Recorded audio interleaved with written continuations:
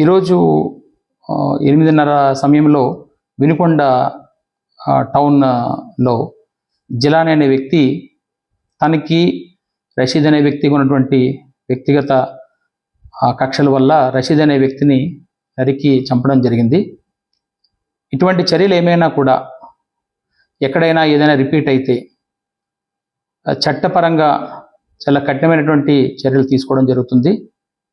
ఎవరైనా వీటిని ఎక్కడైనా ప్రోత్సహించినా కూడా వాళ్ళు కూడా చట్టపరంగా తీసుకునే చర్యలకి బాధ్యులవుతారు. రేపు పట్టణంలో కూడా ప్రజలందరికీ కూడా ఈ విషయాన్ని తెలియజేస్తున్నాము. అందరూ సంయమనం పాటించాలి. ఎటువంటి నేర చరిత్ర ఇకపై కనబడినా కూడా అది ఉపేక్షించడం జరగదు. దీన్ని గమనించమని పోలీస్ నుంచి ఒక హెచ్చరిక అయితే ఖచ్చితంగా చేస్తున్నాము.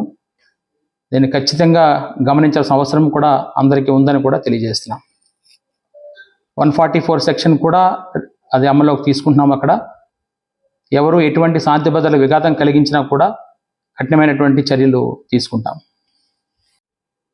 ఇప్పటి వరకు ఈ ఇద్దరి మధ్య ఉన్నటువంటి వ్యక్తిగత కక్షలే కారణంగా కనబడుతుంది. ఎటువంటి పార్టీల ప్రమేయం కానీ ప్రస్తుతానికి ఏమీ కనబడడం లేదు. కాబట్టి ప్రజలు దీన్ని గమనించి ఎటువంటి శాంతి భద్రతల సమస్యని తలెత్తనీయకుండా చూడాలని చెప్పడం జరుగుతుంది. ఇటువంటి చర్యలకు పాల్పడే ప్రతి ఒక్కరికి కూడా